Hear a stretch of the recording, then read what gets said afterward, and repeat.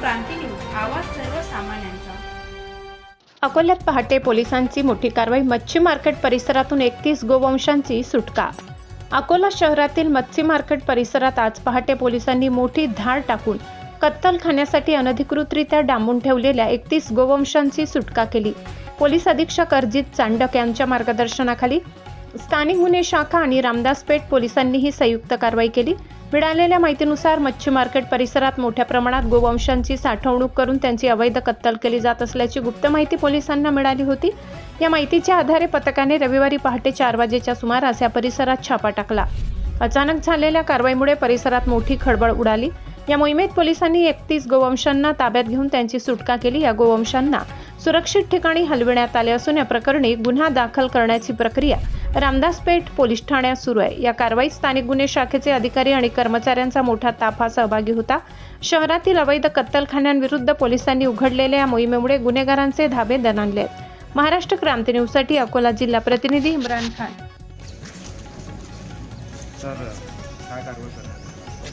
अकोला जिल्ह्यात ऑपरेशन प्रहार अंतर्गत आम्ही जवळपास 1 वर्षापासून वेगवेगळे ठिकाणी छापे टाकून कार्य करत आहे सगळे जिल्ह्यावर। तसेच काल आम्हाला माहिती भेटली होती की ताजनापेठच्या भागामध्ये भरपूर मात्रामध्ये कत्तल होणार आहे। तर याप्रमाणे आमची एक प्लॅनिंग झाली होती आणि एक प्री प्लॅन आमची आज सकाळीची रेड करण्यात आली होती। याच्यामध्ये आमचे CP सुदर्शन पाटील, रामदासपेठचे PI खंडारे साहेब आणि इतर वरिष्ठ अधिकारी, आमचे RCP, रामदासपेठ DB व SDPO स्क्वॉड याचा समावेश होता। आज सकाळी जवळपास 5:30 वाजताच्या दरम्यान 12 एप्रिलला आम्ही रेड टाकलेली आहे ताजनापेठमध्ये आणि आम्हाला सक्सेसफुली जवळपास 31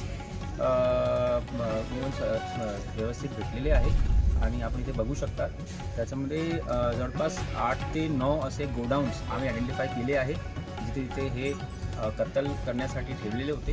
तर हे सर्व आता आम्ही घेऊन जात आहे पोलीस स्टेशनला। जवळपास 7 ते 8 असे गुन्हे दाखल होणार आहे। याच्यामध्ये सर्व आरोपीचा आम्ही जे काही पूर्ण गोडाऊन आयडेंटिफाईड आहे, कोणत्या नावावर आहे, कोणाच्या नावावर आहे, सर्व याच्यामध्ये आरोपी होणार आहे। आणि जर कोणी इलिगल इथे कत्तल जे काही आम्ही इथे ठेवलेले होते तर आम्ही मनपाला पण पत्र लिहिणार की कायमस्वरूपी सील करण्यात यावे त्यांच्याकडून आणि इतर कायदेशीर जे काही आमचा आता प्रोसेस आहे इन्व्हेस्टिगेशनसाठी आणि कुठून आणलेलं आहे, कारण की कधी कधी हे MP मधून आणतात, कधी नागपूरमधून आणतात, तर कुठून आणलेलं आहे तर पूर्ण याच्या बँकवर्ड लिंकेजेसमध्ये जाऊन सर्व लोक सर्व जे काही याच्यामध्ये सामील होते सर्व याच्यामध्ये आरोपी होणार आणि व्यवस्थितरित्याने याचा इन्व्हेस्टिगेशन।